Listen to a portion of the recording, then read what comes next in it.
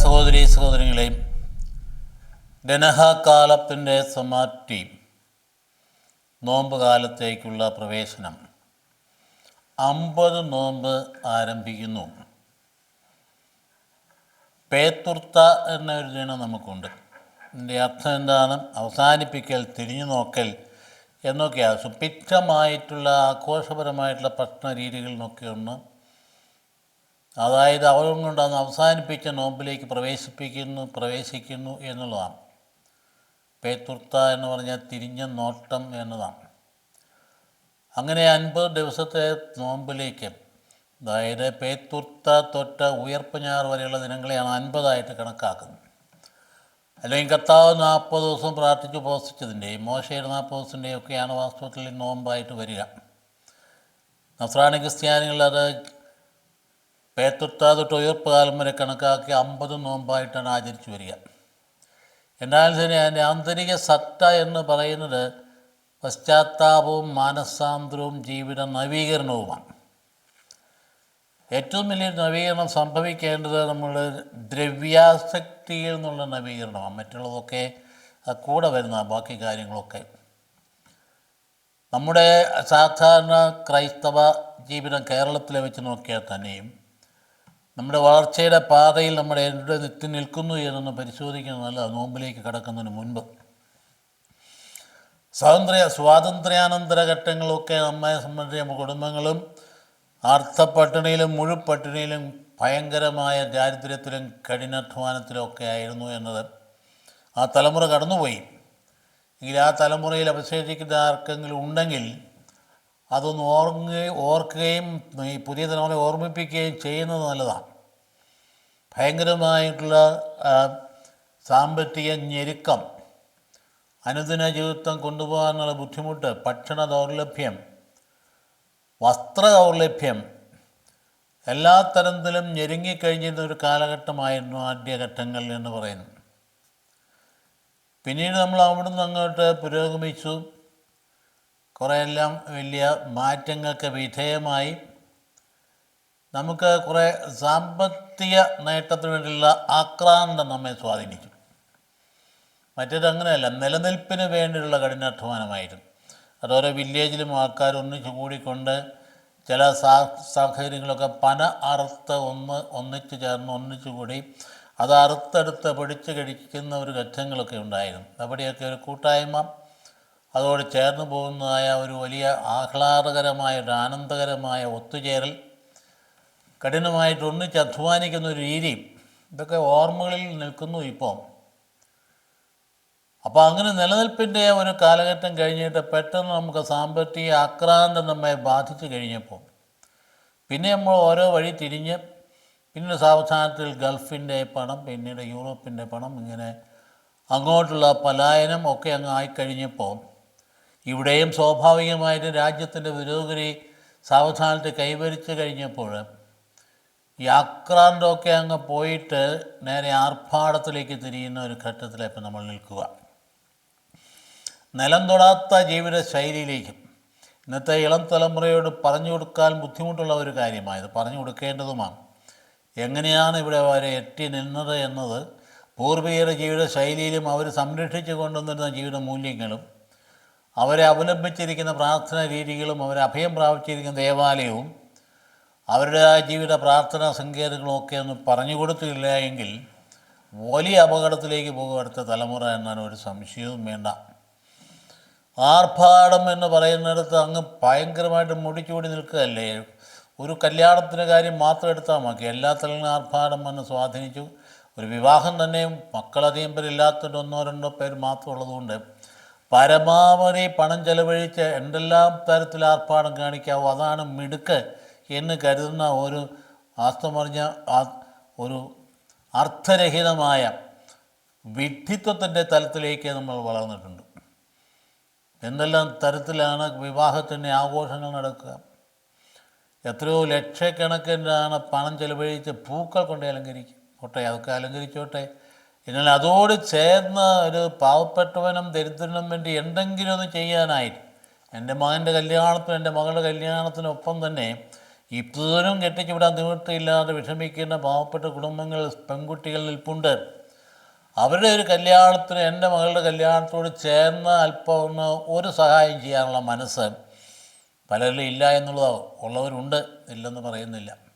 അപ്പോൾ നമ്മൾ ആക്രാന്തം മാറിയിട്ട് ആർഭാടത്തിലെത്തിക്കഴിയുമ്പോഴാണ് അടുത്ത തലമുറയിലേക്ക് വരുമ്പോൾ പിന്നീട് അവർ സുഖലോലുപരായിട്ട് തീരുക. പിന്നെ എന്താ സംഭവിക്കുന്നത്? ആരെയും കൂസാതെ അവരുടെ മാത്രം സുഖം നോക്കി മൂല്യങ്ങൾ തകർത്തിട്ട് മാതാപിതാക്കളുടെ ബന്ധമില്ലാണ്ട്, സഹോദരങ്ങളുമായിട്ട് ബന്ധമില്ലാണ്ട് അവരവരുടേതായ ഒരു ലോകം സൃഷ്ടിക്കുക. ആ ലോകം സൃഷ്ടിക്കുന്നതിൻ്റെ ഫലമായിട്ടല്ലേ 3 പെൺകുട്ടികൾ ഇങ്ങനെ ഈ ബ്ലൂറേയിൽ അല്ലെങ്കിൽ പിന്നെ കൊറിയൻ സിനിമകളും അതിൻ്റെ സ്വാധീനം പെട്ട് ആത്മഹത്യ ചെയ്യാനായിട്ടിടയായത്. അത് വല്ലാത്ത ഘട്ടത്തിലേക്ക് നമ്മുടെ സമൂഹം നീങ്ങുന്നു എന്നുള്ളതാണ്. ഇവിടെയാണ് സ്വിച്ച് ഓഫ് ചെയ്യുന്ന പോലെ പെട്ടെന്ന് പിടിച്ചു നിർത്തിയിട്ട് തിരിച്ച് ചിന്തിച്ചിട്ട് ഒരു തിരിച്ചുവരവ്, ആ കാലഘട്ടം നമ്മൾ നോമ്പ് അനുസ്മരിപ്പിക്കുക. അങ്ങനെ നിനക്കൊരു തിരിച്ചുവരവ് ആവശ്യമുണ്ട്. നിൻ്റെ ജീവിതത്തിൻ്റെ ഈ പോക്ക് ശരിയല്ല, അതിനൊരു തിരിച്ചുവരവ് ആവശ്യമുണ്ട്. ജീവിതത്തിൽ ത്യാഗം ആവശ്യമുണ്ട്, ക്ലേശമുണ്ട്, സഹനത്തെ നേരിടാനുള്ള മനക്കരുത്ത് ആവശ്യമുണ്ട്. നീ തന്നെ സ്വയം നിയന്ത്രിക്കേണ്ടതുണ്ട്, ചില കാര്യങ്ങൾ വിട്ടുവീഴ്ച ചെയ്യേണ്ടതുണ്ട്, നീ തന്നെ ദൈവസന്നിധിയിൽ അണയേണ്ടതുണ്ട്, നിൻ്റെ പ്രലോഭനങ്ങളെ നേരിടാൻ നീ കരുത്താർജിക്കേണ്ടതുണ്ട് എന്നൊക്കെ പഠിപ്പിക്കുന്ന കാലഘട്ടമാണ് നോമ്പുകാലം എന്ന് പറയുന്നത്.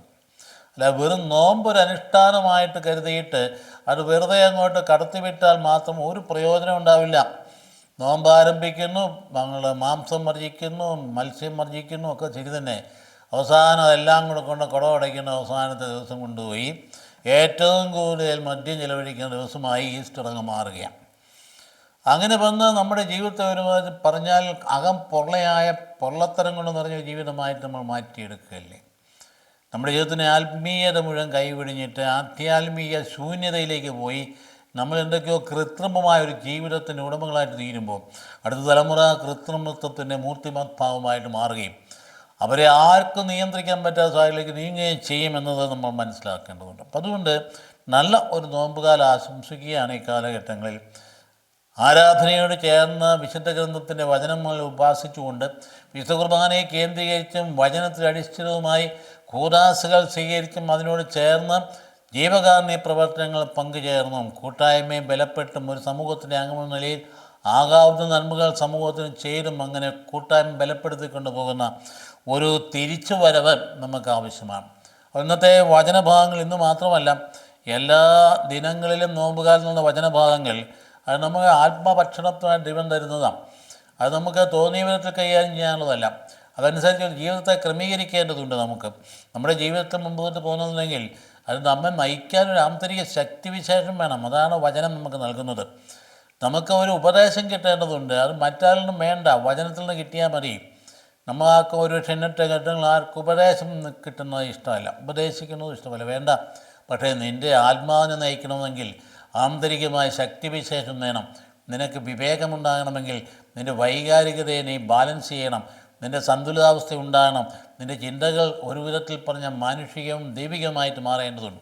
അപ്പോൾ ദൈവോന്മുഖവും പരോന്മുഖവുമായ കാഴ്ചപ്പാട് ബാലൻസ് ചെയ്ത് പോയെങ്കിൽ മാത്രമേ ജീവിതത്തിൽ നമുക്ക് വിജയം വഹിക്കാൻ പറ്റുകയുള്ളൂ എന്ന കാര്യം.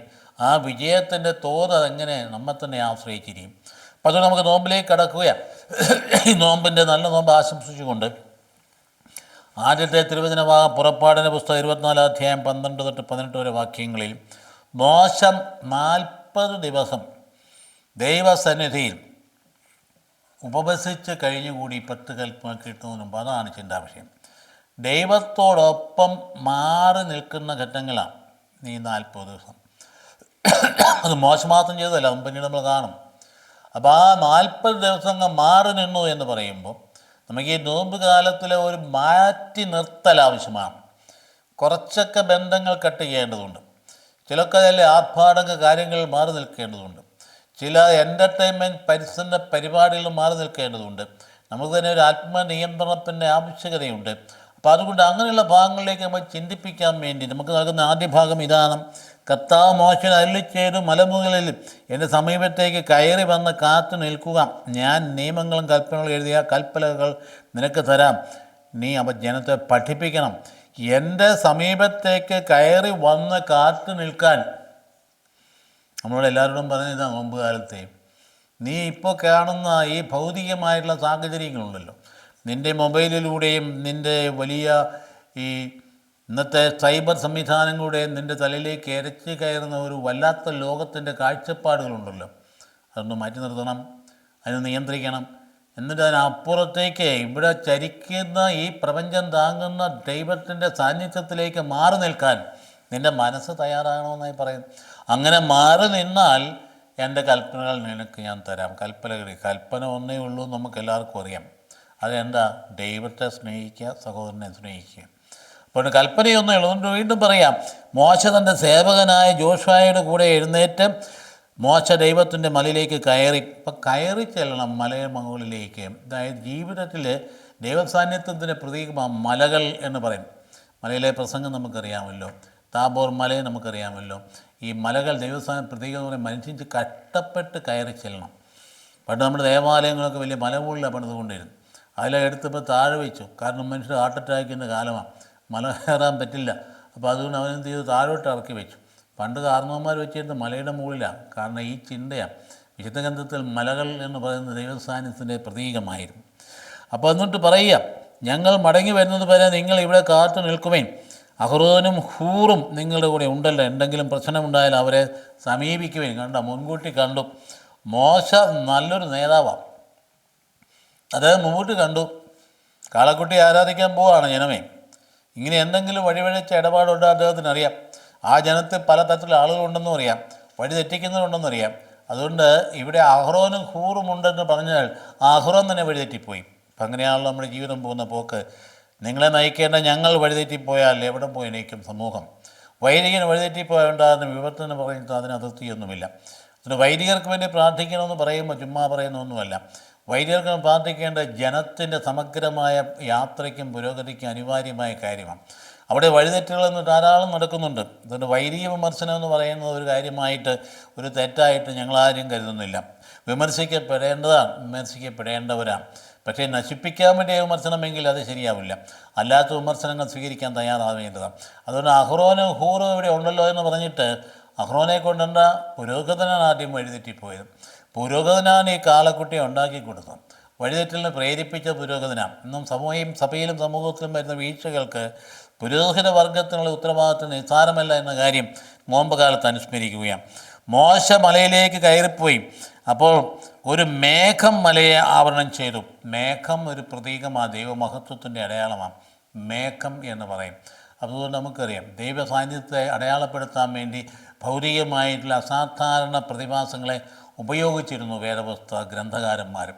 അതിലൊന്നാണ് മേഘം. അതുപോലെ തന്നെ ഇടിമിന്നൽ, ഇടിമുഴക്കം, വെടിക്കെട്ട്, ഇതുപോലെ കാര്യങ്ങളൊക്കെ അങ്ങ് ഭൂമി കുലുക്കം, കാര്യങ്ങളൊക്കെ ദൈവസാന്നിധ്യത്തിൽ ഉദ്യോതിപ്പിക്കുന്ന കാര്യങ്ങളാണ്. കർത്താവിൻ്റെ മഹത്വം സീനായി മലയിൽ ആവസിച്ചു. 6 ദിവസത്തേക്ക് മേഘം സീനായി മലയെ മൂടിയിരുന്നു. 6 ദിവസം എന്തിനാണ് എടുത്തത്? ഒരുക്കം ആവശ്യമാണ്. അതുകൊണ്ടാണ്. 7-ാം ദിവസവും പെർഫെക്റ്റ് നമ്പരാണ്.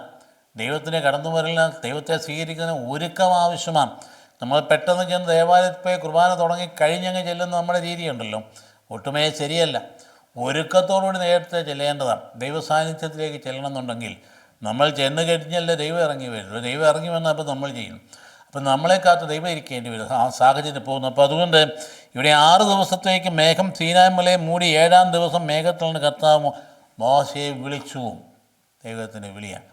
മോശ അദൃശ്യനായ ദൈവം തൻ്റെ ശബ്ദം, തൻ്റെ സ്വരം കേൾപ്പിക്കുകയാണ്. തൻ്റെ ഇങ്ങനെ സാമുവേലിനെ വിളിച്ച പോലെ സാമുവേൽ സാമുവേൽ എന്ന് പറഞ്ഞ് വിളി കേട്ടു സാമുവേൽ. നമുക്കറിയാം. പക്ഷേ ആ പുരോഹിതനെ തിരിച്ചറിയാൻ പറ്റിയില്ല. ഏലി പുരോഹിതനെ തിരിച്ചറിയാൻ പറ്റി. അതുകൊണ്ടുള്ള ആ പുരോഹിതൻ്റെ ജീവിതാന്തി എൻ്റെ ഒരു വാസ്തവത്തിൽ ദുരന്തമായിരുന്നു. ആ വിളി തിരിച്ചറിയാനായിട്ട് പേടകത്തിൻ്റെ സമീപം ഈ കൊച്ചു സാമുവേൽ കിടന്നു. പേടകത്തിൽ നിന്ന് അകന്ന മുറിയിൽ ഏലി പുരോഹിതന് മൃതനായ മനുഷ്യൻ കിടന്നു. അദ്ദേഹത്തിൻ്റെ മക്കളോ തലതിരിഞ്ഞ മക്കളായിരുന്നു. പിന്നെ ഹോഫ്നി എങ്ങനെ അവസാനിക്കും നമുക്കറിയാം. അവനെ യുദ്ധത്തിൽ തകർന്നുപോയി, മരിച്ചുപോയി. വാഗ്ദാന പേടോ നഷ്ടപ്പെട്ടു. തലകുത്താനെ പുറകോട്ട് തിരിഞ്ഞ് കഴുത്തൊടിഞ്ഞ് മരിക്കുക ചെയ്ത ഏലി. അപ്പോൾ അതുകൊണ്ട് ഈ പുരോഹിതന്മാരെല്ലാം നല്ലവരാണെന്നും ആരും കരുതേണ്ടതില്ല. പുരോഹിതന്മാർ സാധാരണ മനുഷ്യരാണ്. അവർ പരിശുദ്ധാത്മാവ് പ്രവർത്തിക്കാൻ മാത്രമേ മനുഷ്യർക്ക് നന്മയുണ്ടാകുള്ളൂ. അതുകൊണ്ട് സമൂഹത്തിൻ്റെ നന്മയാണ് പുരോഹിതരുടെ വരേണ്ടത്. അപ്പം അതുകൊണ്ട് ഇവിടെ പറയുക, പ്രത്യേകിച്ച് 7-ാം ദിവസം മേഘത്തിൽ കർത്താവ് മോശയെ വിളിച്ചു. മോശ വിളി കേട്ടു. സാമുവേലിനെ വിളിച്ചു. മൂന്നാമത്തെ പ്രാവശ്യം ആ പുരോഹിതൻ പറയുന്നത്, ഇതാ ഇപ്പം വിളിച്ചത് ഞാനല്ല, ഇപ്പം ഞാൻ 3 പ്രാവശ്യം വിളിച്ചില്ല, ഇനി വിളിക്കുകയാണ് ഇതാ കർത്താവിൻ്റെ ദാസൻ സന്താനിച്ചാൽ നീ അങ്ങോട്ട് പറയണം, ദൈവത്തിൻ്റെ വിളിയായിരിക്കണം പറഞ്ഞുകൊണ്ട് സാമുവേൽ വിളി കേട്ടപ്പോൾ എന്നതാ കേട്ടത്? ഏലി പ്രവാചകൻ്റെ, ഏലി പുരോഹിതൻ്റെ മേലുള്ള ശാപവും ശിക്ഷയുമാണ് ആദ്യമായിട്ട് പറഞ്ഞു. അതിൻ്റെ നോക്കണം അതിനകത്ത് പോക്ക്. ഇപ്പം മലമുകളിൽ കർത്താവിന് മഹത്വം ദഹിപ്പിക്കുന്ന അഗ്നിക്ക് തുല്യം ഇസ്രായേലിയർക്ക് കാണപ്പെട്ടു. അഗ്നി ദൈവസാന്നിധ്യ പ്രതീകം അല്ലേ? അഗ്നി തീനാവുകളുടെ രൂപത്തിലാണ് പരിശുദ്ധാത്മാവ് ഇറങ്ങി വന്നത്.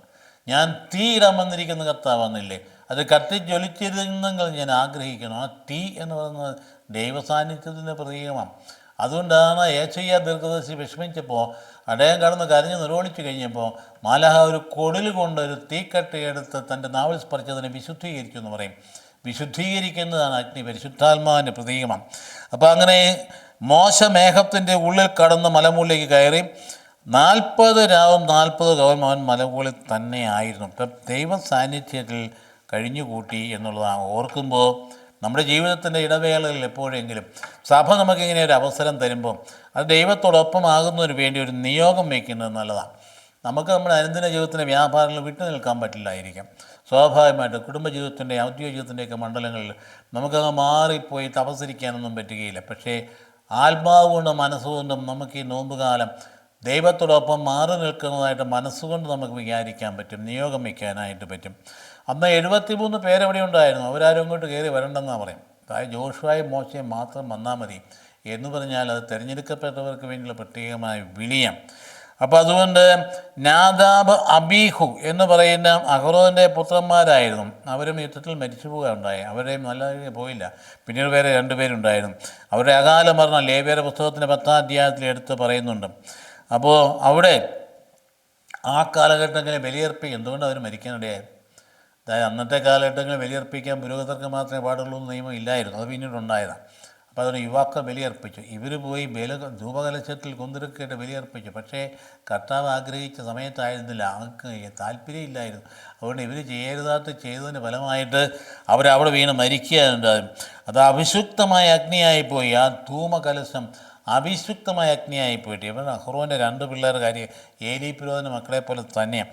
അപ്പോൾ പിന്നീട് നമ്മൾ പറയുന്നു നിയമങ്ങളും കൽപ്പനകളും.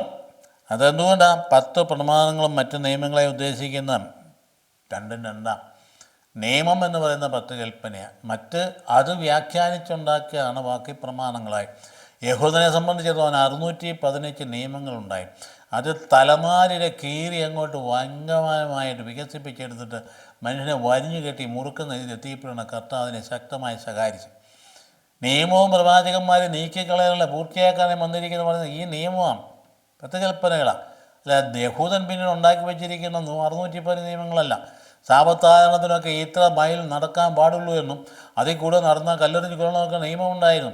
ആ നിയമങ്ങളെ ആ കർത്താവ് ശക്തമായി ശകാരിച്ച് മനുഷ്യപുത്രൻ സാപത്തിൻ്റെയും കർത്താവെന്ന് പറഞ്ഞുകൊണ്ട് കൈശോഷിച്ചവനെ സാപത്ത് തന്നെ സുഖപ്പെടുത്തിയത് കൊണ്ടാണ് സാപത്തവൻ സുഖപ്പെടുമെന്ന് അന്വേഷിച്ചിരിക്കുകയാണ് അവർ. അല്ലാതെ അവർ നന്മ കാണാനല്ല ആഗ്രഹിച്ചിരുന്നു. അപ്പം അതുകൊണ്ട് ആ നിയമങ്ങളെ യഹൂദൻ്റെ അങ്ങനെയുള്ള നിയമങ്ങളെ കർത്താവ് തിരുത്തി പൂർവന്മാരോട് പറഞ്ഞിട്ടുള്ള കേട്ടുള്ളൂ എന്ന് പറഞ്ഞുകൊണ്ട് എന്നാൽ ഞാൻ നിങ്ങൾ പറയുമെന്ന് പറഞ്ഞ് കർത്താവ് തിരുത്താനായിട്ട് ഇടയായി. അപ്പോൾ അത് എന്തെങ്കിലും പ്രശ്നമുണ്ടായാൽ അവിടെ ഉണ്ടല്ലോ അഹ്റോനും ഹൂറും എന്ന് പറഞ്ഞപ്പം മുൻകൂട്ടി മോശയ്ക്ക് ദർശനമുണ്ടായെന്ന് മനസ്സിലാക്കാൻ. അതായത് 40 ദിവസത്തോട് ഉപവസിച്ചിരിക്കുമ്പോൾ ഈ ജനം വഴിതെറ്റിപ്പോകാൻ ഇടയുണ്ട്. അതുകൊണ്ട് 6 ദിവസം കാത്തിരിപ്പായി. അതുകൊണ്ട് നമ്മളെന്താ ചെയ്യേണ്ടത്? സംഭ്രമജനകമായ ഒരവസ്ഥയിലൂടെയാണ് 10 കൽപ്പന നൽകുന്നത്. അത് വിരുന്നിലൂടെയാണ് നൽകുന്നത്. ആ വിരുന്ന് ന്യൂ ടെസ്റ്റമെന്റിൽ വരുമ്പം കർത്താവിന് തിരിച്ചുരക്തം പങ്കുവയ്ക്കുന്ന സ്നേഹത്തിൻ്റെ കൂട്ടായ്മയുടെ. ഇവിടെ ഭയമാണെങ്കിൽ മറ്റേ സ്നേഹമാണ്. കാൽക്കൽ വീണ പാദങ്ങൾ കഴുകി ചുംബിച്ചുകൊണ്ട് സ്നേഹത്തിൻ്റെ കൽപ്പന നൽകി കർത്താവിൻ്റെ സന്നിധിയിൽ അവിടുത്തെ സ്നേഹിതരെന്ന് വിളിച്ചുകൊണ്ട് പരസ്പരം ചുംബിക്കുന്ന സ്നേഹത്തിൻ്റെ കൂട്ടായ്മയുടെ വിരുന്നാണ് പുതിയ ഉടമ്പടി നമുക്ക് പ്രദാനം ചെയ്യുന്നത് 10 കൽപ്പനയുടെ സ്ഥാനത്തും. അപ്പോൾ അതുകൊണ്ട് പുതിയ പ്രമാണം ഞാൻ നിങ്ങളെ സ്നേഹിച്ചതുപോലെ പരസ്പരം സ്നേഹിക്കണം. യോഹന്നാൻ 13:34-35 വരെ പറയുന്നു. സ്നേഹിക്കാനല്ല പറഞ്ഞത്, വെറുതെ സ്നേഹിക്കാനല്ല പറഞ്ഞത്. ആ സ്നേഹത്തിനൊരു വിശേഷണമുണ്ട്. ഞാൻ നിങ്ങളെ സ്നേഹിച്ച പോലെ സ്നേഹിക്കണം. അതാണ് ഏറ്റവും പ്രധാനപ്പെട്ട കാര്യം. അതാണ് ആ കൽപ്പന. നമുക്ക് നോമ്പ് കാലത്ത് നമ്മൾ പരിശോധിക്കേണ്ട ഒരു കാര്യമല്ലേ, നമ്മുടെ സ്നേഹം എങ്ങനെയാണ് വാസ്തവത്തിൽ? അത് നമുക്ക് സ്വാർത്ഥപരമാണോ, നമ്മുടെ കാര്യം കാണാൻ വേണ്ടിയുള്ള സ്നേഹമാണോ, അതോ കർത്താവ് സ്നേഹിച്ചതുപോലെ സ്നേഹിക്കപ്പെടുന്നവന് നന്മയുണ്ടാകുന്ന ചിന്തയിൽ അവനെ സ്നേഹിക്കുകയാണോ ചെയ്യുന്നത് ആത്മശോധന ചെയ്യേണ്ടതാണ്. നമ്മളൊരുത്തിന് ഉപകാരം ചെയ്തിട്ട് കൊട്ടിക്കൊഴിച്ച് വിളിച്ചു കൂപ്പിക്കൊണ്ട് നടക്കുന്നത് എന്തിനു വേണ്ടിയിട്ടാണ്? അത് നമുക്ക് പേര് കിട്ടാൻ വേണ്ടിയിട്ടില്ലേ, പ്രശസ്തിക്ക് വേണ്ടിയിട്ടില്ലേ? അവനെ നല്ല രക്ഷപ്പെടുത്താൻ വേണ്ടി നന്മയാണ് ചെയ്യുന്നതെങ്കിൽ അത് ദൈവം ചെയ്യുന്ന പോലെ തന്നെ ചെയ്യാനായിട്ട്, അതനുസരിച്ച് അവനതിൽ സന്തോഷിക്കുകയും വളരുകയും ചെയ്യട്ടെ. അപ്പം അതുകൊണ്ട് നമ്മുടെ സ്നേഹത്തെ നാം പുനഃപരിശോധന ചെയ്യേണ്ടതാണ്. അപ്പോൾ അതുകൊണ്ട് അന്നത്തെ കാലഘട്ടത്തിൽ ഈ പറയുന്ന ഈശ്വംശിയ തിരുരക്തങ്ങളിലൂടെയാണ് ഉടമ്പടി ഉറപ്പിച്ചിരിക്കുന്നത്. അപ്പോൾ അതേസമയത്ത് ഓൾഡ് ടെസ്റ്റ്മെൻ്റ് ഉടമ്പടി അങ്ങനെ ആയിരുന്നോ? അപ്പോൾ അതുകൊണ്ട് ഈശ്വംശിയ തിരുരക്തം ഉറപ്പിക്കപ്പെട്ട ഒരു ഉടമ്പടിയുടെ മക്കളാണ് നമ്മളെന്ന് പറയും മനസ്സിലാക്കുമ്പം. ആ മോശക്ക് നൽകിയ ഉടമ്പടിയുമായിട്ട് താരതമ്യം ചെയ്യുമ്പോൾ നമ്മൾ എത്രയോ ഉയർന്ന സ്ഥാനത്താണ് നിൽക്കുന്നതെന്ന കാര്യം, എത്ര വളർന്ന സ്ഥാനത്താണ് നിൽക്കുന്നത്. നമുക്ക് നൽകപ്പെട്ടിരുന്ന എന്തൊക്കെയാണ്, നമ്മളെത്ര പദവികളുള്ള മനുഷ്യരാണ്. നമ്മളെ ദൈവം തിരഞ്ഞെടുത്തു. തിരഞ്ഞെടുപ്പ് കഴിഞ്ഞ് അതിൽ നിന്ന് വീണ്ടും നമ്മളെ സെലക്ട് ചെയ്തു, മാമോദിസകളെ തിരഞ്ഞെടുത്തു. അതിനുശേഷം വീണ്ടും ഒരു ദൗത്യത്തിനെ സെലക്ട് ചെയ്തു. അതിനുശേഷം നമ്മളെ പല കാര്യങ്ങളും നിയമിച്ചു, അതിനുവേണ്ടി നമ്മൾ അഭിഷേകിച്ചു, അനോയിൻ്റ് ചെയ്തു. അപ്പോൾ ഇങ്ങനെയുള്ള കാര്യങ്ങളിലൂടെ കടന്നു പോകുന്ന നമ്മളാണ് ഇന്ന് നോമ്പാചരിക്കാനായിട്ട് പോകും. രണ്ടാമത്തെ വായനയിലേക്ക് വരും പ്രഭാഷകന്മാരുടെ പുസ്തകത്തിൽ നിന്നും 2-ാം അധ്യായം 1 തൊട്ട് 11 വരെ വാക്യങ്ങളാണ്. അപ്പോൾ അതുകൊണ്ട് കർത്താവിൽ ആശ്രയിച്ചു കഴിഞ്ഞാൽ എല്ലാ പ്രലോഭനങ്ങളെയും നേരിടാൻ പറ്റുമെന്ന് പഠിപ്പിക്കുന്ന പ്രഭാഷകൻ്റെ നല്ല ഉപദേശങ്ങളാണ്. സാധാരണ പ്രഭാഷകരുടെ പുസ്തകം എന്ന് പറയുമ്പോൾ നല്ല മനോഹരമായ ജീവിത ഉപദേശങ്ങളായി നമുക്ക് നൽകപ്പെടുന്നത്. അപ്പോൾ അതുകൊണ്ട് എപ്പോഴും പ്രധാനപ്പെട്ട കാര്യം, നിൻ്റെ ഹൃദയം വക്രവും അചഞ്ചലവുമായിരിക്കട്ടെ, ആപത്തിൽ അടിപതറരുത്.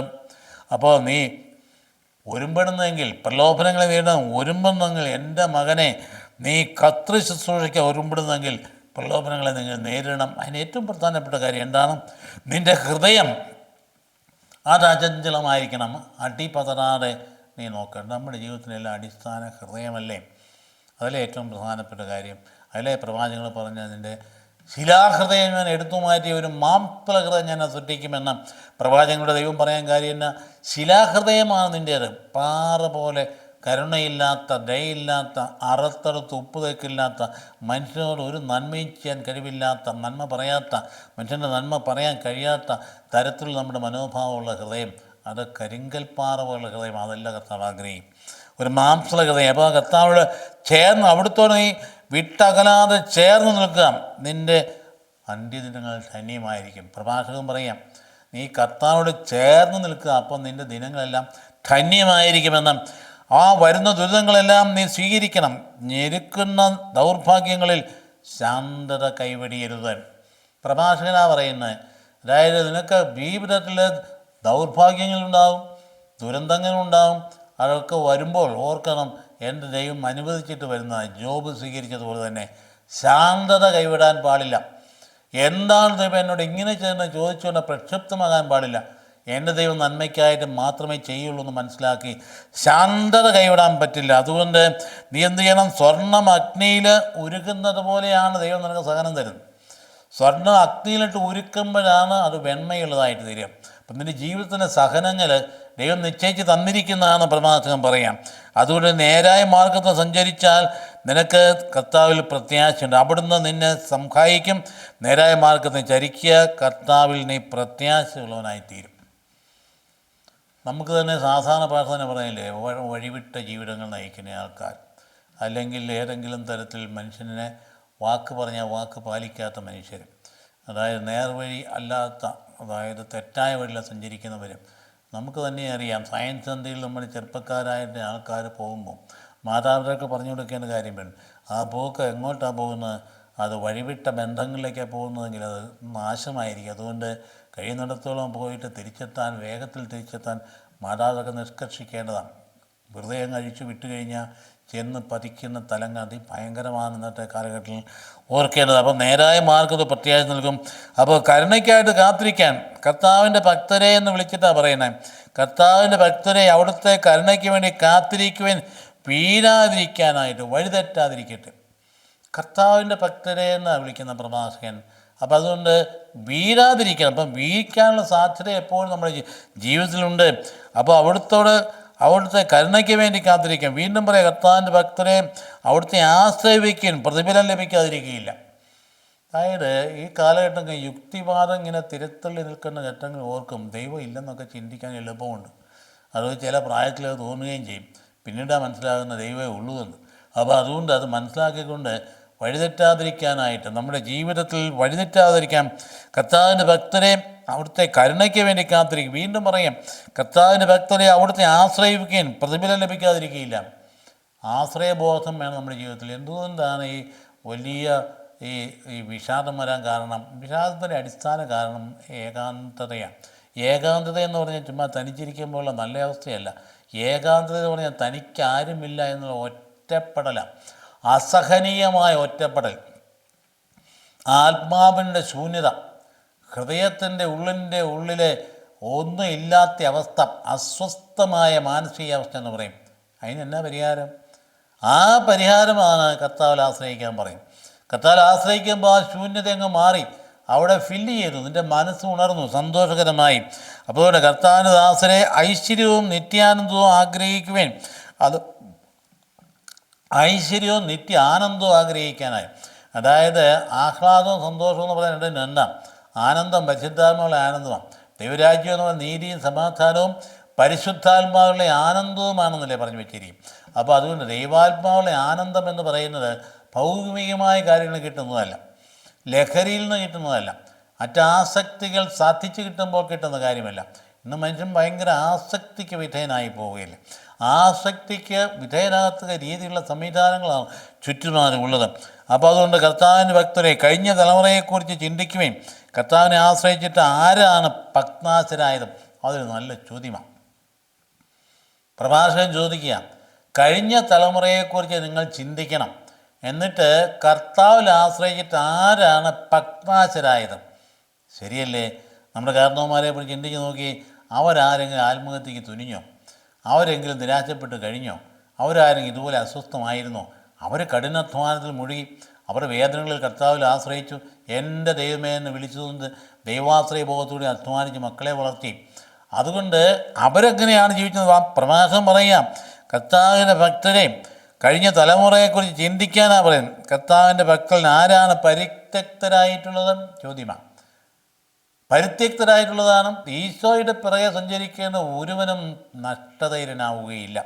അവനൊരിക്കലും ഒരു നഷ്ടവും ഉണ്ടാവുകയില്ല. മറ്റേത് പ്രത്യയശാസ്ത്രത്തിന് പുറകെ പോയാലും നഷ്ടം ഉണ്ടാവും. ജീവിതം മുഴുവൻ അർപ്പിച്ച് മരിക്കാൻ വരെ തയ്യാറായി ഭൗതികമായ പ്രത്യയശാസ്ത്രത്തിന് പുറകെ നടന്ന് നിരാശരായി എത്രയോ ആൾക്കാരുണ്ട്. എത്രയോ പേരുണ്ട് അവസാനം നിരാശരായിട്ടതിന് വിട്ടുമാറി എങ്ങോട്ടൊന്നില്ലാത്ത രീതിയിൽ വട്ടം കറങ്ങി നിൽക്കുന്ന എത്രയോ മനുഷ്യരുണ്ട്. അതുപോലല്ല, ഈശോയെ അനുഗമിച്ചു കഴിഞ്ഞാൽ ഒരിക്കലും നിരാശപ്പെടേണ്ടി വരികയില്ല. നിൻ്റെ ജീവിതത്തിൽ ഒരു കാലത്തും ഭഗ്നാശനാവുകയില്ല. കർത്താവ് ആർദ്ര ഹൃദയനും കരുണാമയനുമാണ്.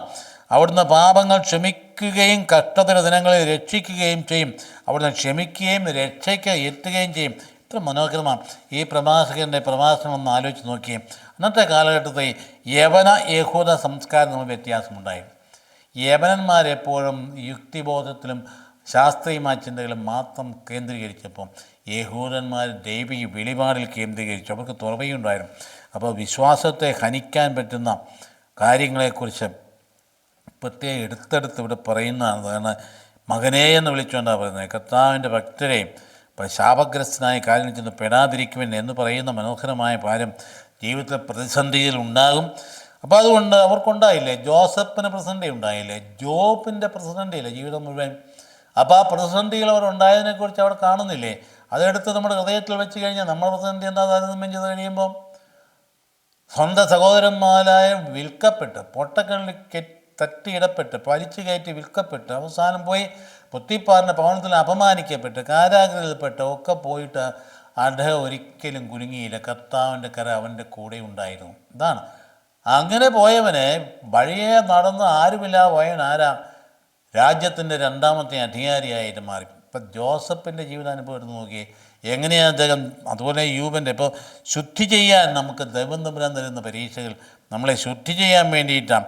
അപ്പോൾ വിലപ്പെട്ടവരെ അവിടുന്ന് വിശുദ്ധീകരിക്കും. നമ്മൾ കർത്താവിൻ്റെ ബഹുമാന്യരാൻ വിലപ്പെട്ടവരാണ്. നീ എൻ്റേതാണ്, നീ എൻ്റെ സ്വന്തമാണ്, എനിക്ക് പ്രിയങ്കരനാണ്, എനിക്ക് ബഹുമാനിയാണ്, എനിക്ക് വിലപ്പെട്ടവനാണ്. എനിക്ക് വിലപ്പെട്ടവനാണ് നീ വിശുദ്ധീകരിക്കപ്പെടും. അതുകൊണ്ട് നീ ഒന്നും ഭയപ്പെടേണ്ട, ഞാൻ നിൻ്റെ കൂടെയുണ്ട്, നീ സംഭ്രമിക്കേണ്ട, ഞാനാണ് ദൈവം.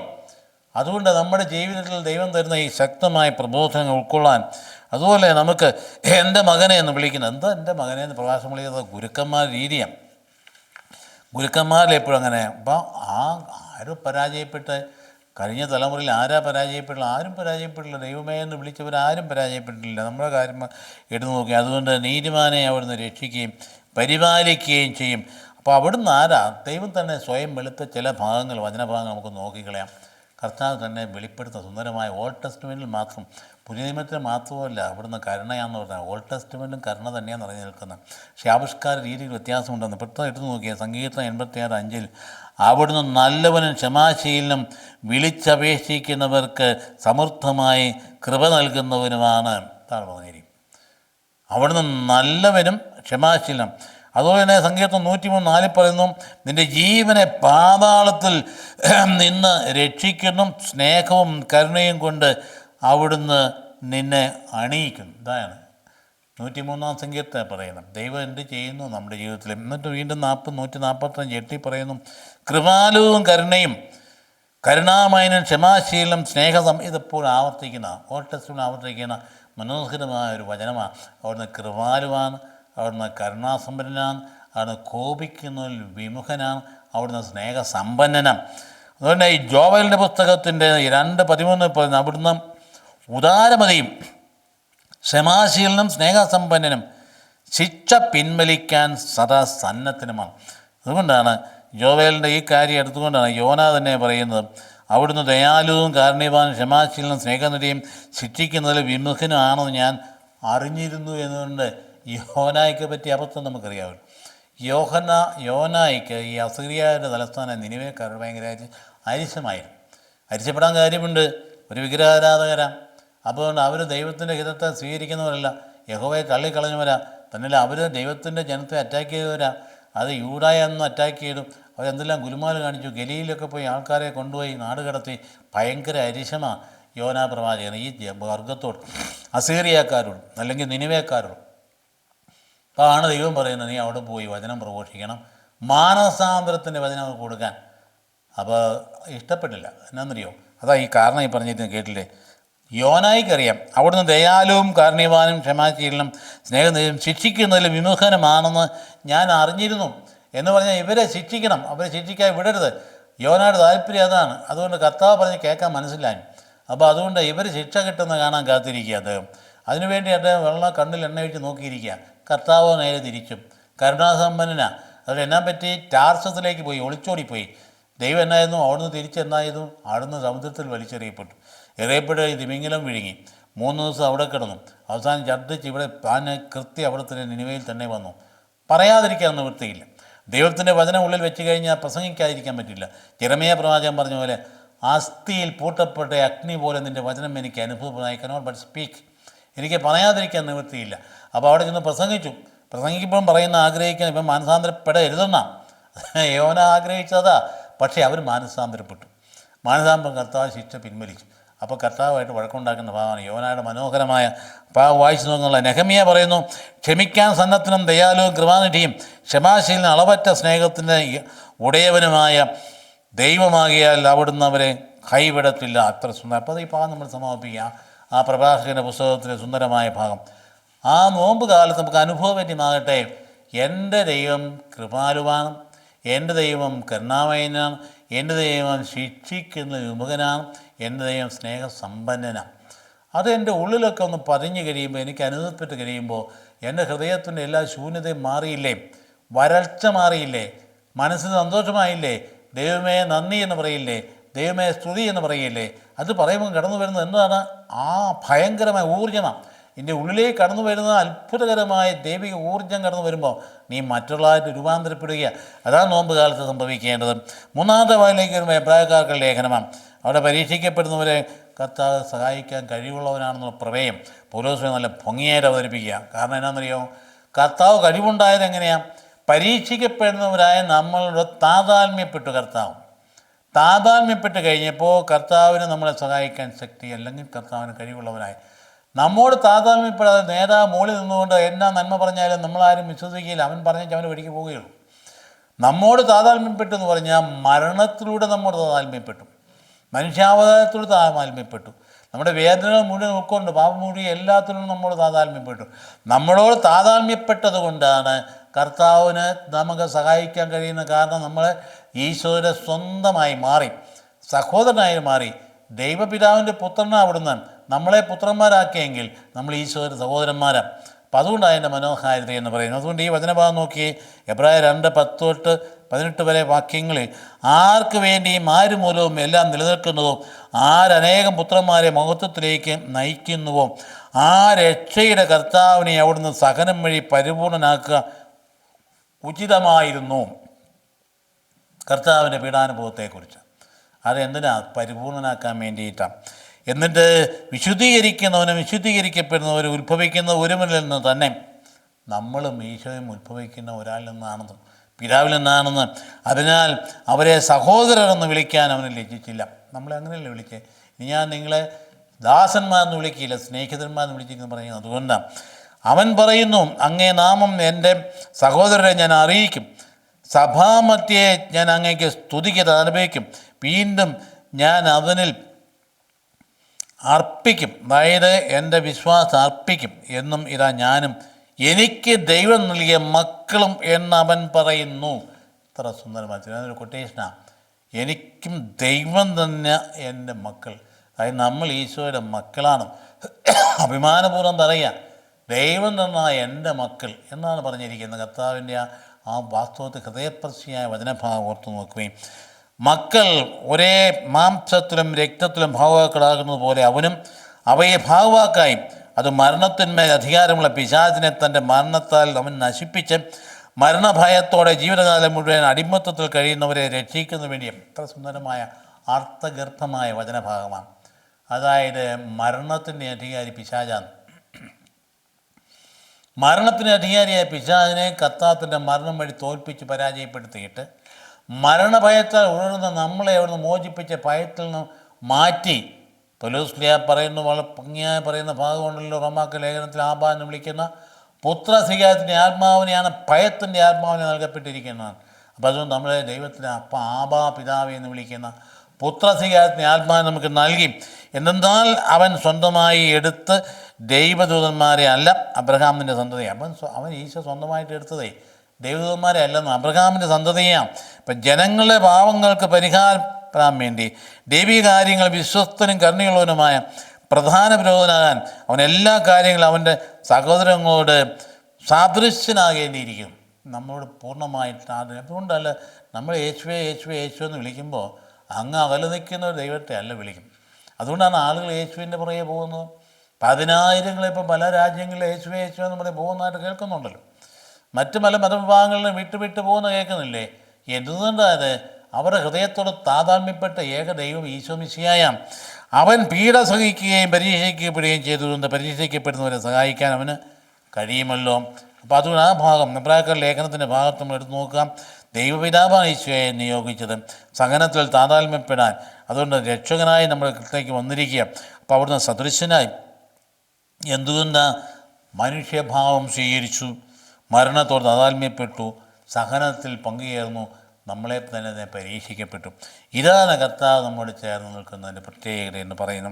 അതുകൊണ്ട് നമ്മൾ സഹോദരങ്ങളായും വിശുദ്ധീകരിക്കുന്നതിൻ്റെ പുരോഹിത ഗണത്തിൽപ്പെട്ട കാര്യമില്ല. പുരോഹിതൻ്റെ ദൗത്യം വിശുദ്ധീകരിക്കുക എന്നുള്ളതാണ്. ദൈവം നമ്മെ വിശുദ്ധീകരിച്ചു. അപ്പം നമ്മൾ പുരോഹിത ഗണത്തിൽ പെടുകയാണ്. അതുകൊണ്ട് സങ്കീർത്തനം 22 പറയുന്നു, എൻ്റെ ദൈവമേ എന്തുകൊണ്ട് അങ്ങനെ ഉപേക്ഷിച്ചു, ഇതാ ഞാനും എനിക്ക് എൻ്റെ ദൈവം തന്ന മക്കളും എന്ന് പറയുന്ന ഭാഗത്ത് തന്നെ അതേ സംഗതി തന്നെ പറയുക. ഈ കർത്താവത്തിൻ്റെ പീഡാനുഭവങ്ങളിൽ ഏറ്റവും കൂടുതൽ വേദനിച്ചത് എപ്പോഴാണ്? പിതാവ് പോലും ഉപേക്ഷിച്ചു എന്നുള്ള നഷ്ടബോധത്തിൻ്റെ നടുവിൽ നിന്നുകൊണ്ട് കർത്താവ് കംപ്ലീറ്റായിട്ട് വേദനേൻ്റെ പൂർണ്ണത അനുഭവിക്കുന്നതാണ്. ലാല സബക്താനി എത്ര ഭയങ്കരമായ നിലവിളിയായിരുന്നത്. പിതാവിനെ വിളിച്ച് പറയുക, എന്തുകൊണ്ടാണ് കർത്താവേ, എന്തുകൊണ്ടാണ് നീ എന്നെ ഉപേക്ഷിച്ചതെന്നും. അപ്പോൾ സങ്കീർത്തകൻ്റെ വിലാപമാണ് ആദ്യ പകുതിയിലാണ്. അതുകൊണ്ട് പീഡയനുഭവിക്കുന്ന കർത്താവിന് വിലാപവും പ്രാർത്ഥനയുണ്ട്. 2-ാം പകുതി വരുമ്പോൾ ഉണ്ടല്ലോ ഉദ്ധതനായ മഹത്വമായ ക്രിസ്തുവിൻ്റെ വിജയപ്രഖ്യാപനം നമ്മുടെ കാണുക. വിലപിക്കുന്ന കർത്താവ് ഒരു വശത്ത്, മറ്റൊരു വിജയപ്രഖ്യാപനം നിൽക്കുന്ന കർത്താവ് 2-ാം ഘട്ടത്തിൽ വരിക. ഇപ്പോൾ യേശുവിൻ്റെ സഹോദരങ്ങൾ എന്ന് പറയുന്ന ആരാ? സഭ തന്നെയാണ്. ഈശോയുടെ സഹോദരങ്ങൾ എന്ന് പറയുന്നത് സഭയാണ്. അപ്പോൾ ഞാനും എൻ്റെ മക്കളും എന്ന് പറയുമ്പോൾ അത്ര ഏശയ്യായുടെ 8:17 നിന്നാണ് അത് എടുത്തിരിക്കുന്നത്. കർത്താവ് പ്രത്യാശർപ്പിക്കുന്ന ഏശയ്യാ പ്രവാചകൻ എങ്ങനെയാണ് പറയുന്നത്? ഞാനും കർത്താവ് എനിക്ക് നൽകിയ സന്താനങ്ങളും സൈന്യങ്ങൾ കർത്താവിൽ നിന്നുള്ള ഇസ്രായേലിലെ അടയാളങ്ങളും അത്ഭുതങ്ങളുമായിരിക്കും. ഏശയ്യാ പറയുക, ഞാനും എൻ്റെ കർത്താവ് എനിക്ക് നൽകിയ സന്താനങ്ങളും എന്നതുപോലെ ആ പ്രവചനം എടുത്ത് ഉപയോഗിച്ചിട്ട് കർത്താവ് സ്വന്തമാക്കിയിട്ട് പറയാം, ഞാനും എൻ്റെ ദൈവം എനിക്ക് തന്ന മക്കളും. നമ്മളെക്കുറിച്ച് ഈശോത്തെ അഭിമാനത്തിൽ പറയുന്നുണ്ട്, പിതാവ് തന്ന മക്കളാണ് നമ്മൾ. അതുകൊണ്ട് മരണത്തിനുള്ള ആധികാരികമായ മറുപടി പിശാചിനെ അവിടുന്ന് നശിപ്പിച്ച് പരാജയപ്പെടുത്തി മരണഭയമില്ലാത്ത സ്ഥലത്തിലേക്ക് നമ്മളെ കൊണ്ടുവന്നു. അതുകൊണ്ട് കരുണയുടെ പ്രധാന പുരോഗതിനാണ് ഈശോ എന്ന കാര്യം നമ്മൾ ഓർക്കുമ്പോൾ നോമ്പ് കാലത്ത് പാപസങ്കീർത്തന വേദിയിലേക്ക് അണയുന്നതിൽ മടി കാണിക്കരുത്. ഹൃദയതാപത്തോടുകൂടി ഹൃദയം തകർന്ന് അനുരഞ്ജനപ്പെടാൻ വേണ്ടി നമ്മൾ കുടുംബത്തിൽ തന്നെ ഭാര്യാഭർത്തൃ ബന്ധങ്ങളിൽ ഭാര്യയും ഭർത്താവും തമ്മിലും മാതാപിതാക്കളും മക്കളും തമ്മിലും സഹോദരങ്ങളും തമ്മിലും ഒപ്പം തന്നെ അയൽക്കാർ തമ്മിലുള്ള അനുരഞ്ജനം എന്ന് പറയുന്ന ഹൃദയത്തിൻ്റെ ആ താപത്തിൻ്റെ ഫലമായി ദൈവത്തിൻ്റെ കരുണ അനുഭവിക്കുമ്പോഴാണ് ഉണ്ടാവുക. നോമ്പ് കാലത്ത് നമ്മൾ ഒരുപാട് കുമ്പസാരിക്കുന്നൊക്കെയുണ്ട്, ഇല്ലെന്നൊന്നും പറയുന്നില്ല. പക്ഷേ ഹൃദയത്തിൽ യഥാർത്ഥ താപമുണ്ടോ, യഥാർത്ഥ അനുരഞ്ജനമുണ്ടോ എന്ന് പരിശോധിക്കാൻ. അപ്പോൾ അവിടുന്ന് പീഡ സഹിക്കുകയും പരീക്ഷിക്കപ്പെടുകയും ചെയ്തതുപോലെ തന്നെ അവിടെ നമ്മളെ വീണ്ടെടുത്തും അവൻ നമുക്ക് വഴികാട്ടിയാണ്. നമ്മുടെ മാനസികതയെ പൂർണ്ണമായിട്ട് അവിടുന്ന് പൂർണ്ണ മനുഷ്യനാണ്.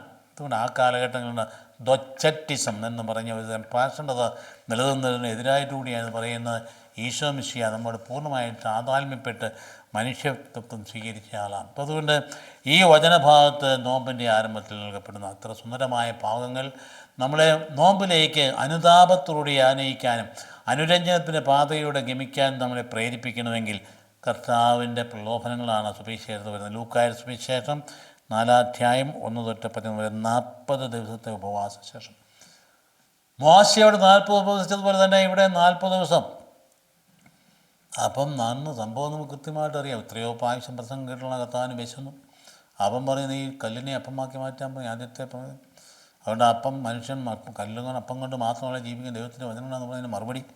പിന്നെ ഉയർന്ന തലത്തേക്ക് കൊണ്ടുവരുന്നത് വിചാരം, ഇതെല്ലാം എൻ്റേതാണ്, ഇതെല്ലാം ഞാൻ നിനക്ക് തരാം, നീ എന്നെ ആരാധിച്ചാൽ മതി, നിൻ്റെ ദൈവമായ കർത്താവ് അത്രയും ആരാധിക്കും എന്നുള്ള കൽപ്പന എടുത്ത് കർത്താവ് പറഞ്ഞു. പിന്നീട് കൊണ്ട് ദേവാലയഗോപുരം വിളി അങ്ങോട്ട് ചാടിക്കൂ, നിൻ്റെ പാദങ്ങൾ കല്ലുമ്പത്തിട്ട് ആ 99 കീർത്തനം നിന്നെ കാത്തു സൂക്ഷിക്കുമെന്ന് പറഞ്ഞിട്ടുണ്ടല്ലോ, നിൻ്റെ ദൈവകർത്താവിനെ നീ പരീക്ഷിക്കരുതെന്ന് എഴുതപ്പെട്ടിട്ടുണ്ടെന്ന് പറഞ്ഞിട്ടില്ല. ഇങ്ങനെ പറഞ്ഞ് കർത്താവ് തൻ്റെ ജനം പരാജയപ്പെട്ടെടുത്ത് ഈശോ വിജയിക്കുന്ന ചിത്രമാണ് അവിടെ. ഇത് മുഴുവൻ ഓൾഡ് ടെസ്റ്റ്മെൻ്റ് ദൈവജനം പരാജയപ്പെട്ടതിൻ്റെ പശ്ചാത്തലമാണ് പിമ്പിൽ നിൽക്കുന്നത്. അപ്പത്തിനു വേണ്ടി അവർ കണ്ടമാനം വിലപിച്ച് ബഹളമുണ്ടാക്കി. അപ്പോൾ അതാണ് മന്ന നൽകി. മാംസത്തിന് വേണ്ടി ഭയങ്കരമായിട്ട് ബഹളമുണ്ടാക്കി. സംഖ്യയുടെ പുസ്തകത്തിന് 14 നാം കാണുന്നതല്ലേ. മോശം മടുത്തു, ഇവരെ കൊണ്ട് ഭയങ്കരമായിട്ട് വിഷമിച്ച് തിരിഞ്ഞു നിന്ന് ദൈവത്തോട്, ഞാനാണോ അവരെ പെറ്റുകൂട്ടിയത്, ഇവരെ ചുമന്നുകൊണ്ട് നടക്കാൻ എന്നെക്കൊണ്ട് പറ്റിയത്, നീ ഇങ്ങനെ എന്നോട് ചെയ്യുന്നു, എന്തെങ്കിലും കൊന്നുകളിയാന്ന് പറഞ്ഞ് പറയാനായിട്ട് ഇടയായപ്പോൾ ദൈവം ഇടപെട്ട്, നീ 70 പേരെ തിരഞ്ഞെടുക്കും, ഞാൻ അവർക്ക് മാംസം കൊടുക്കും. നീ എവിടെ നിന്ന് കൊടുക്കും? ആഹാ, നിന്നെ രക്ഷിക്കാൻ വയ്യാത്തത് എൻ്റെ കൈകൾക്ക് നീളം കുറഞ്ഞു പോയിട്ടില്ല. അവരെ വയറ് മുഴുവൻ നിറഞ്ഞ് മൂക്കുരുടെ പുറത്ത് ഓക്കാൻ ചെയ്യുന്നവരെ ഞാൻ അവരെ ഭക്ഷിക്കാൻ കൊടുക്കും എന്ന് പറഞ്ഞിട്ടത് കൊടുത്തിട്ട് എന്തായാലും ഒരു കൊടുങ്കാറ്റടിച്ചപ്പെട്ടെന്ന് കാടക്ഷകൾ വന്ന് വീട് കഴിച്ചു. പിറ്റേ ദിവസം ഒത്തിരി എണ്ണം മരിച്ചു. ആ സ്ഥലത്തിന് കിപ്രോത്ത് ഹത്താബ എന്ന പേരിട്ടു, അത്യാഗ്രഹികളെ നിഗ്രഹിച്ച സ്ഥലം. ഈ പശ്ചാത്തലത്തിലാണ് ഈ പ്രലോഭനങ്ങളെ കർത്താവ് അതിജീവിച്ചതായിട്ട് കാണും. മനുഷ്യനെ ഭൗതികമായ കാര്യങ്ങൾക്ക് വേണ്ടിയിട്ടുള്ള ആ ഭയങ്കരമായ ദാഹം ദൈവം തമ്പുരാൻ അതിനെ അതിജീവിച്ചു എന്ന് നമ്മളോട് പറയും. നമ്മൾ ഇത് വായിക്കുകയും ധ്യാനിക്കുകയും ചെയ്യുമ്പോഴേ അനുദിന ജീവിതത്തിൽ നമ്മൾ ആർക്ക് വേണ്ടി ജീവിക്കുന്നത്? അപ്പത്തിനു വേണ്ടിയാണ് ജീവിക്കുന്നത്, ഭൗതികമായ സമ്പത്തിനു വേണ്ടി ജീവിക്കുന്നത്, ദ്രവ്യത്തിനു വേണ്ടി ജീവിക്കുന്നത് ആണെങ്കിൽ പൈശാചിക പ്രലോഭനമാണെന്ന കാര്യം മനസ്സിലാക്കുക. അതുപോലെ തന്നെ ഭയങ്കരമായ രീതിയിൽ പിശാച് പറയും, ഇതെല്ലാം നിനക്ക് തരാം. സാത്താൻ ആരാധന, എന്നെ ആരാധിച്ചാൽ മതിയെന്ന്, എല്ലാം നിനക്ക് തരാമെന്ന്. എന്തൊരു വിഡ്ഢികളാണ് മനുഷ്യർക്ക് ഇതിൻ്റെ പിന്നാലെ പോകുന്നു. എൻ്റെ ദൈവമായ കർത്താവിനെ മാത്രമേ ആരാധിക്കുമെന്ന് കർത്താവ് പറഞ്ഞ് പഠിപ്പിച്ചില്ലേ? ഇത് ഓൾഡ് ടെസ്റ്റ്മെന്റിൽ ഇതുപോലെ തന്നെയാണ്. കൽപ്പന കൊണ്ട് വന്നപ്പം കാളക്കുട്ടി ആരാധിക്കണം. അതുപോലെ തന്നെ മറ്റെല്ലാം മോവാബ്യരുടെ ദൈവത്തെ ആരാധിക്കാൻ പോയി. അതുപോലെ എന്തെല്ലാം കാര്യങ്ങൾ ചെന്ന് പെട്ടു. നരബലി വരെ നടത്തി ഇസ്രായേൽക്കാർ. അങ്ങനെയൊക്കെയാണ് പ്രവാചകന്മാർ ശക്തമായ രീതിയിൽ ഗേഹന്ന എന്ന പേര് വരെ ആ സ്ഥലത്തിന് കൊടുക്കാൻ ഇടയായി. അതായത് നരബലി നടത്തിയ സ്ഥലമാണ് ഗേഹന്ന. ആ ഗേഹന്നായ്ക്കെതിരായിട്ട് പ്രസംഗിച്ചാണ് നരകം എന്ന പദത്തിൻ്റെ ബാക്കിയായിട്ട് ആ പദം ഉപയോഗിക്കുക. അതുകൊണ്ട് ഗേഹന്ന എന്ന് പറഞ്ഞാൽ നരകം എന്നുള്ള അർത്ഥമാക്കി മാറ്റി. അപ്പം അതുപോലെ അവർ വഴിതെറ്റി പോയിരുന്നു. അതുപോലെ തന്നെ കർത്താവിൻ്റെ അടുത്ത് എന്ന് പറഞ്ഞില്ലേ, മുകളിലെടുത്ത് ചാടിക്കൊള്ളാൻ നിന്നെ എല്ലാം കാത്തു സൂക്ഷിക്കണം എന്ന് പറഞ്ഞാൽ നീ അന്ധമായിട്ടെടുത്ത് ചാടിച്ചോ, നീ എൻ്റെ ഇഷ്ടം പോലെ ചെയ്തോ, നീ കൽപ്പന പാലിക്കേണ്ട കാര്യമില്ല, ഇതൊക്കെ വലിയ ബുദ്ധിമുട്ടുള്ള കാര്യമാണ്, അത് നീ ചാടിക്കും. പക്ഷേ കർത്താവ് പറയുന്നത് കണ്ടില്ലേ, ദൈവം പറഞ്ഞാൽ വചനങ്ങളുടെ മാത്രമാണ് ജീവിക്കേണ്ടത്. എടുത്തു നോക്കാം, വായിച്ചു നോക്കാം. ഈശോ പരിശുദ്ധാത്മാ നിറഞ്ഞവനായ യോർദാനിൽ നിന്ന് മടങ്ങി ആത്മാവ് അവനെ മരുഭൂമിയിലേക്ക് അനയിച്ചു. അവൻ പിശാചിനാൽ പരീക്ഷിക്കപ്പെട്ട് 40 ദിവസം അവിടെ കഴിച്ചുകൂട്ടി. ആ ദിവസങ്ങളിൽ അവനൊന്നും ഭക്ഷിച്ചില്ല. പശ്ചാത്തലം നമുക്ക് ഓർക്കാം. അവസാനം അവൻ വിശന്നു. അപ്പോൾ പിശാച് അവനോട് പറഞ്ഞു, നീ ദൈവത്തിനാണെങ്കിൽ ഈ കല്ലിനോട് അപ്പമായി കൽപ്പിക്കുക. ഈശോ അവനോട് പറഞ്ഞ അപ്പം കൊണ്ട് മാത്രമല്ല മനുഷ്യൻ ജീവിക്കുന്നതെന്ന് എഴുതിയിരിക്കുന്നു. പിന്നെ പിശാച് അവനെ ഉയർന്ന സ്ഥലത്തേക്ക് കൊണ്ടുപോയി ഭൂമിയിലെ എല്ലാ രാജ്യങ്ങളും ക്ഷണനേരം കൊണ്ട് അവന് കാണിച്ചു കൊടുത്തിട്ട് പറയുന്നു, നീ എന്നത് ഇവയുടെ മേലെല്ലാ അധികാരവും മഹത്വവും നിനക്ക് ഞാൻ തരാം, ഇതെല്ലാം എനിക്ക് നൽകപ്പെട്ടിരിക്കുന്നു. എന്നെ നീ ചെയ്ത് ഇത് നിനക്ക് ആർക്കും നീ എന്നെ ഒന്ന് ആരാധിച്ചാൽ മാത്രമേ ഇവയെല്ലാം നിനക്ക് തരാം. ഈശോയോട് പറഞ്ഞു, എൻ്റെ ദൈവമായ കർത്താവിനെ മാത്രമേ ആരാധിക്കാവൂ എന്നുകൂടി എഴുതപ്പെട്ടിരിക്കുന്നു പറയും. വീണ്ടും വായിക്കുകയാണ്. അവസാനം പിശാച് അവനെ ജെറൂസലേമിലേക്ക് കൊണ്ടുപോയി ദേവാലയ ഗോപുരത്തിൻ്റെ ശൃംഗത്തിൻ്റെ മുകളിൽ നിലകൊണ്ടുകൊണ്ട് പറഞ്ഞു, നീ ദൈവത്തിനാണെങ്കിൽ ഇവിടെ നിന്ന് താഴോട്ട് ചാടുക, നിന്നെ സംരക്ഷിക്കാൻ ദൂതന്മാർ കൽപ്പിച്ചിട്ടുണ്ടല്ലോ, നിൻ്റെ പാദം കല്ലുമേ തട്ടാതെ അവൻ നിന്നെ കാത്തുകൊള്ളും, കൈകളിൽ താങ്ങിക്കൊള്ളും. 91 സങ്കീർത്തനം എഴുതപ്പെട്ടിട്ടുണ്ടല്ലോ. ഈശോ പറഞ്ഞു, നിന്റെ ദൈവമായ കർത്താവിനെ നീ പരീക്ഷിക്കരുതെന്നും പറയപ്പെട്ടിരിക്കുന്നു. അപ്പോൾ പിശാച് പ്രലോഭനങ്ങളെല്ലാം അവസാനിപ്പിച്ച് നിശ്ചിത കാലത്തേക്ക് അവൻ വിട്ടുപോയി. ഏതാണ് നിശ്ചിതകാലം? ഖൈറോസ്, കർത്താവ് പറഞ്ഞ സമയം സമാഗതമായി എന്ന് പറയുന്ന സമയം. ആ സമയം അതുവരെയും അവിടുന്ന് വിട്ടുപോയി. പിന്നെ അവനോട് വന്നു ഗെത്സമേനിൽ, അവിടെ ആ പ്രലോഭനം ഉണ്ടായത്. അതുകൊണ്ട് ഇവിടെ പറയുന്ന ഭാഗങ്ങൾ മരുഭൂമി കർത്താവ് വാസ്തവത്തിൽ എന്തിനാണ് ഉപയോഗിച്ച്? 2 അർത്ഥമുണ്ട് മരുഭൂമിക്ക്. ഒന്ന്, മരുഭൂമി പിശാചിൻ്റെ വാസസ്ഥാനമാണെന്ന് ഒരർത്ഥമുണ്ട്. മറ്റേത് മരുഭൂമി ദൈവസാന്നിധ്യത്തിൻ്റെ അടയാളമാണെന്നും കൂടി അർത്ഥമുണ്ട്. ധ്യാനിക്കാനും പ്രാർത്ഥിക്കാനും മരുഭൂമിയിലേക്കാണ് പോയത്. പൗലോസ്ലീഹ മാനസാന്തരപ്പെട്ട് ഉടനെ നേരെ മരുഭൂമിയിലേക്കാണ് പോയത്. അവിടുന്ന് പ്രാർത്ഥിക്കാനായിട്ടാണ് പോയി. അതുകൊണ്ട് പിശാചിൻ്റെ വാസസ്ഥാനമാണ്. ഇപ്പം ദൈവത്തെ കണ്ടെത്തുന്ന ഇടം കൂടിയായിരുന്നു മരുഭൂമിയെ കാണുന്നുണ്ട്. അപ്പോൾ ഇസ്രായേൽ പരാജയപ്പെട്ടിടത്ത് കർത്താവ് ജയിച്ചു. അപ്പോൾ അതുകൊണ്ട് ഈ 40 എന്ന് പറയുന്നത് 40 വർഷം ജനം അതിലൂടെ ഇടറി നടന്നില്ലേ ഇസ്രായേൽ ജനം. 40ൻ്റെ പ്രാധാന്യം കണ്ടോ? 4 എന്ന് പറഞ്ഞ പ്രപഞ്ചത്തെ സൂചിപ്പിക്കുന്ന 4 കോണുകൾ, 10 എന്ന് പറഞ്ഞ 10 കൽപ്പന, 4 4 10, അങ്ങനെയാണ് 40 എന്ന് പറഞ്ഞ സംഗതി. ഏലിയ പ്രവാചകൻ 40 രാവും 40 പോലും നടന്നില്ലേ? 40 രാവും 40 പകലും. അതുപോലെ തന്നെ അബ്രഹാം 40 ദിവസം ഹോറബ് മലയിൽ ഒന്നും വ്യാപരിച്ചില്ലേ അബ്രഹാം. അതുപോലെ തന്നെ അടുത്തത് ഈശോയുടെ 40. അപ്പം അതുകൊണ്ട് വളരെ കൃത്യമായിട്ട് 40ൻ്റെ പ്രാധാന്യം വളരെ പ്രധാനപ്പെട്ടതാണ്, പ്രപഞ്ചത്തെ സൂചിപ്പിക്കുന്നു. അപ്പോൾ അതുകൊണ്ട് 10 കൽപ്പന ഇപ്പം ലോക ചരിത്രം മുഴുവൻ ഉൾക്കുന്ന സംഖ്യയാണ് 40 എന്ന് പറയുന്നത്. നമ്മുടെ പിതാവ് ബെനഡിക്ട് 16 മാർപ്പാപ്പ കർത്താവിൻ്റെ ജനത്തെക്കുറിച്ച് എഴുതിയിരിക്കുന്ന ആ പുസ്തകം ഉണ്ടല്ലോ, ജീസസ് ഓഫ് നാസറത്ത് എന്ന പുസ്തകത്തിൻ്റെ 130-ാം പേജിൽ ഈ കാര്യം സൂചിപ്പിക്കുന്നുണ്ട്. ചരിത്ര നാടകത്തെ ആകെ ആശ്ലേഷിക്കുകയും തന്നിലേക്ക് ആഭ്രമിക്കുകയും അന്യരിലേക്ക് സമ്മോഹിക്കുകയും ചെയ്യുന്നു ഇവിടെ എന്നാണ് അത്ര മനോഹരമായ പറഞ്ഞിരിക്കുന്ന പാപ്പ മതത്തെക്കുറിച്ച് പറഞ്ഞിരിക്കുന്ന കാര്യം മൊത്തം ഓർക്കുക. അതുകൊണ്ട് കർത്താവിൻ്റെ ആദ്യത്തെ പരീക്ഷ നമുക്കിപ്പം നമ്മളെ സമീപിക്കുന്ന പരീക്ഷ തന്നെയാണത്. അതുകൊണ്ട് അത് ആദത്തെയാണ് വാസ്തവത്തിൽ അവതരിപ്പിച്ചിരിക്കുന്നത്. ആദം ആദ്യ കൽപ്പന നിഷേധിച്ചില്ലേ? അപ്പോൾ അതുകൊണ്ട് അതിന് നേരെ തിരിച്ച് രണ്ടാമത്തെ ആദമായ കർത്താവ് കൽപ്പന അതനുസരിച്ച് പോകുന്നു. അതുകൊണ്ട് വിശപ്പും ദാഹവും അറിയാത്ത ആ ആളല്ലായിരുന്നല്ലോ അതാ. അപ്പോൾ ദാഹം നന്നായിട്ട് ഭക്ഷിച്ച് നന്നായിട്ട് തന്ന ആദമാണ് തിന്നരുതെന്ന് പറഞ്ഞത് തിന്നത്. ഇവിടെ നേരെ തിരിച്ചാം. അപ്പോൾ അതുകൊണ്ട് നീ അത് തിന്നോളാൻ പറഞ്ഞു, വേണ്ട എന്ന് പറഞ്ഞുകൊണ്ട് ആദം ചെയ്ത തെറ്റിൻ്റെ പരിഹാരം അവിടെ സംഭവിക്കുന്നത് കൂടി നമ്മൾ മനസ്സിലാക്കേണ്ടതുണ്ട്. അതുകൊണ്ട് അധികാരം സ്വന്തം കാര്യത്തിന് വേണ്ടി വിനിയോഗിക്കാൻ പാടുള്ളതെന്ന് കൂടി നമ്മളെ പഠിപ്പിക്കാം. കർത്താവിന് വേണമെങ്കിൽ പറ്റും. 5 അപ്പം കൊണ്ട് 5000 പേരെ തീറ്റിപ്പോയിട്ട് അതിനെ കല്ലപ്പമാക്കി മാറ്റാൻ പറ്റില്ലേ? പക്ഷേ അധികാരം സ്വന്തം കാര്യത്തിന് വേണ്ടി വിനിയോഗിക്കാൻ പാടില്ല എന്ന അധികാരം മറ്റുള്ളവർക്ക് വേണ്ടിയിട്ടുള്ളതാണ്. അപ്പം ദൈവവചനം കൊണ്ട് ജീവിക്കാനായിട്ട് കഴിയണം. നീ ജീവിക്കേണ്ടത് വചനം കൊണ്ടാണ്. അതുകൊണ്ട് ദൈവത്തിൻ്റെ അതിനും പോകുന്ന വചനം കൊണ്ടുകൂടിയാണ് ജീവിക്കേണ്ടത്. അപ്പോൾ അതുകൊണ്ട് കല്ല് അതാരാണ്? ഈശോ മിശിഹായാണ്. പണിക്കാർ ഉപയോഗിച്ച് കളഞ്ഞ കല്ലാണ്. അപ്പോൾ അതുകൊണ്ട് ആ കല്ല് അത് ഇട്ടിരിക്കുകയാണ് സീനായി. അപ്പോൾ അതുകൊണ്ട് ആ കല്ല് പണിയപ്പെട്ടിരിക്കുക മൂലക്കല്ലാണ്. അപ്പോൾ അതുകൊണ്ട് പണിക്കാർ ഉപയോഗിച്ച് കളഞ്ഞ. അതുകൊണ്ട് അപ്പം അത് വേണ്ടത് കൈകാര്യം ചെയ്യില്ലെങ്കിൽ അത് പൊഴുത്തു പോകും. അന്നന്ന് ദിവസത്തെ അപ്പം മാത്രമേ എടുക്കാവുള്ളൂ എന്ന് മന്ന കഴിഞ്ഞും പറഞ്ഞായിരുന്നു. പക്ഷേ അവർ വലിച്ചു വാരി കൂട്ടി വെച്ചു, പക്ഷേ എല്ലാം പുഴുത്തുപോയി. അപ്പോൾ അതുകൊണ്ട് നമ്മൾ എല്ലാ കാര്യങ്ങളും ഇങ്ങനെ തന്നെയാണ്. ദൈവം തരുന്ന നന്മ നന്മയ്ക്കായിട്ട് വിനിയോഗിച്ചില്ലെങ്കിൽ അത് തിന്മയ്ക്കായിട്ട് ഭവിക്കാൻ ഇടയുണ്ട്. അപ്പോൾ പത്താം കർത്താവ് വർദ്ധിപ്പിച്ച് തന്നില്ലേ? അതുപോലെ അമ്മാവസിലേക്ക് പോയ ശിഷ്യന്മാരുടെ കണ്ണ് തുറന്നപ്പോഴാണ് ഈ അപ്പം എടുത്ത് ആശീർവദിച്ചപ്പോഴാണ്. അതുകൊണ്ട് ഈ അപ്പത്തിന് ഒത്തിരി പ്രാധാന്യമുണ്ട്. അവസാനം വിശുദ്ധ കുർബാനയിൽ വന്ന് എത്തി നിൽക്കുന്നതാണ്. അപ്പോൾ ഉയർന്ന മലയിലേക്ക്, രണ്ടാമത്തെ പ്രലോഭനം ഉയർന്ന മലയിലേക്ക് എന്നാണ് പറഞ്ഞിരിക്കുന്നത്. ഉയർന്ന മല പ്രാർത്ഥനയുടെയും വെളിപാടിൻ്റെയും അർത്ഥത്തിലൊക്കെ കാണാം ഉയർന്ന മലയായിട്ട്. അതേ സമയത്ത് അവിടെ കാണുന്ന പ്രലോഭനം ഇതും കൂടെ നിനക്ക് തരാമെന്ന് പറഞ്ഞ ഒരു രാഷ്ട്രീയ മിശ്യായിട്ട് രൂപാന്തരപ്പെടണമെന്നാണ്. നീ ഇതിൻ്റെ എല്ലാം അധികാരിയായിട്ട് വരണമെന്ന് അക്കാലഘട്ടത്തിൽ കുറേ ആൾക്കാർ ആഗ്രഹിച്ചിരുന്നതാണ്. ബരാബാസിനെ ആൾക്കാർ ആഗ്രഹിച്ചാൽ റോമൻ നുഖത്തിൽ നിന്ന് വിമുക്തമാക്കിയ സ്വതന്ത്രമായ പലസ്തീന് വേണ്ടി അതിന് നേതൃത്വം കൊടുക്കാനായിട്ട് മുമ്പോട്ട് വരണമെന്നായി പറഞ്ഞു വന്നേ. അപ്പോൾ അതുകൊണ്ടാണ് ഇതെല്ലാം നിനക്ക് തരാം എന്ന് പറഞ്ഞത്. അപ്പോൾ അത് രാഷ്ട്രീയ മിശ്യായിട്ട് മാറുക. കർത്താവ് പറഞ്ഞില്ലേ, എൻ്റെ രാജ്യം ഐഹികമല്ല എന്ന് പറയാൻ കാരണം അതുകൊണ്ടാണ്. അപ്പോൾ അതുകൊണ്ട് തൻ്റെ ശിഷ്യന്മാർ അഭിമുഖീകരിക്കാനിരിക്കുന്ന പരീക്ഷകളുടെ ഒരു പ്രതീകം കൂടിയാണത്.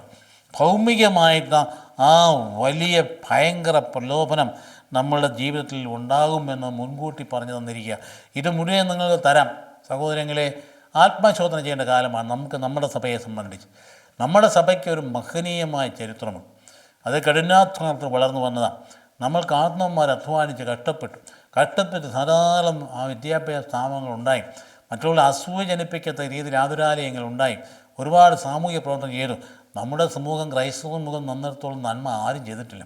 നമുക്കൊരു കൃത്യമായിട്ടറിയാം. ആ നന്മ ഇപ്പോൾ തമസ്കരിക്കുന്നതെന്ന് മാത്രമേ ഉള്ളൂ. പക്ഷേ ഇപ്പോൾ എന്താ സംഭവിക്കുന്നത്? ആദ്യകാല ആത്മചൈതന്യത്തിൽ വിട്ടുമാറിയിട്ട് സ്ഥാപനങ്ങൾ സംരക്ഷിക്കാൻ വേണ്ടിയിട്ടുള്ള സ്ഥാപനവൽക്കരണത്തിൻ്റെ കെടുതിയിൽ ചെന്ന് പെട്ടത് ഈ പ്രലോഭനമാണ്. എങ്ങനെയെങ്കിലും എൻ്റെ സ്ഥാപനം സംരക്ഷിക്കണം, അതാണ് നമ്മൾ വിളിച്ചിരിക്കുന്നത്. അതിനുവേണ്ടിയിട്ടാണ് വിളിച്ചിരിക്കുന്നത്. സ്ഥാപനവൽക്കരണം എന്ന് പറയുന്നത് അത് നന്മയല്ല, തിന്മയാണ്. അപ്പോൾ അതുകൊണ്ട് ദൈവത്തിൻ്റെ ആ രാജ്യം പ്രഘോഷിക്കുന്നതിന് പകരം സ്ഥാപനം സംരക്ഷിക്കാൻ ഇറങ്ങി പുറപ്പെടുന്നത് അത് ശുഭോദർക്കമായ കാര്യമല്ല എന്ന കാര്യമാണ് നാം മനസ്സിലാക്കേണ്ടതാണ്. നമ്മുടെ സ്ഥാപനങ്ങളിൽ നമ്മൾ പ്രഘോഷിക്കും നന്മയുണ്ട്. നമ്മുടെ സ്ഥാപനം വഴി നന്മയുണ്ടാകുന്നുണ്ട്. ഒരുപാട് പേര് പഠിച്ചു പോകുന്നുണ്ട്. ഒരുപാട് രോഗികൾക്ക് സൗഖ്യം വരുന്നുണ്ട്.